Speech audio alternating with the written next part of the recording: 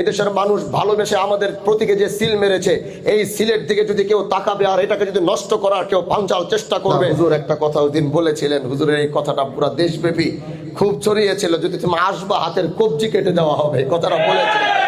এজন্য আমরা এই আসনের যারা আছি আমরা হুজুরের সাথে একমত হয়ে বলছি, অন্যায়ের বেলায় আমরা আগেও যেমন আপোষ করিনি এখনই করি না। তুমি যত বড় যা হও, যত বড় দলের নেতা হও, যত বড় যা হও, যদি সামনে দেখবো এদেশের মানুষ ভালোবেসে আমাদের প্রতীকে যে সিল মেরেছে, এই সিলের দিকে যদি কেউ তাকাবে আর এটাকে যদি নষ্ট করার কেউ পাঞ্চাল চেষ্টা করবে, আমরা এই দেশের মানুষ, আমাদের গরিব মানুষ, দুঃখী মানুষ, যুবক, সর্বস্তরের মানুষ এটা মোকাবেলা করার জন্য 12ই ফেব্রুয়ারি আমরা দাঁড়িয়ে থাকবো ইনশাআল্লাহ।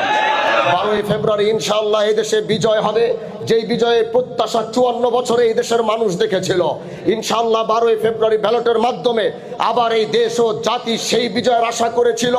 ইসলাম মাথা উঁচু করে বাঁচবে, সংসদে দাঁড়িয়ে ওলামায়ে কেরাম আল্লাহর দ্বীনের পক্ষে কথা বলবে, অন্যায়ের বিরুদ্ধে দাঁড়িয়ে কথা বলবে। 54 বছরে দেশের মানুষ এই স্বপ্ন দেখেছিল, সেই স্বপ্ন বাস্তবায়নের সময় এসেছে।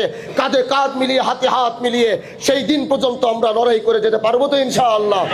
আমাদের জনসমর্থন আলহামদুলিল্লাহ ব্যাপক, আমরা মাঠ পর্যায়ে কাজ করতে দেখেছি। এই দেশের মানুষ ইসলামকে কিভাবে ভালোবাসে, এই দেশের মানুষ আমাদেরকে কিভাবে চায়, তারা আমাদেরকে চায় এই জন্য যেন জাতীয় সংসদে দাঁড়িয়ে আমরা যেন দেশের জন্য গরিবের কণ্ঠ হয়ে যেন আমরা কথা বলতে পারি।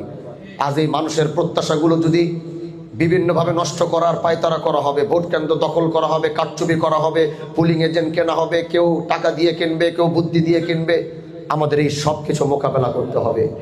এবং এই সব কিছু মোকাবেলা করে এই দেশের মানুষ যে আমাদেরকে ভালোবাসে, তারা যে আমাদেরকে রিক্সা মার্কায় বা আমাদের 10 দলীয় যে আসনে, যেটা 10 দলীয় প্রতীক হয়েছে, সেখানে যে মানুষ আমাদেরকে ভালোবেসে সিল দিয়েছে, সেটা আমাদেরকে রক্ষা করতে হবে। যদি এর জন্য আমাদের রক্ত দিতে হবে, রক্ত দিয়ে হলেও ভোট কেন্দ্রের বাহিরে দাঁড়িয়ে এদেশের কাউকে আমাদের সেই সিলগুলোকে নষ্ট করতে দেওয়া যাবে না। 54 বছরে দেশের মানুষ এই স্বপ্ন দেখেছিল, সেই স্বপ্ন বাস্তবায়নের সময় এসেছে। কাঁধে কাঁধ মিলিয়ে, হাতে হাত মিলিয়ে সেই দিন পর্যন্ত আমরা লড়াই করে যেতে পারবো তো ইনশাআল্লাহ। আল্লাহ কবুল করুক। নাসরুম মিনাল্লাহ ওয়া ফাতহুন করিব ওয়া বাশশিরিল মুমিনিন।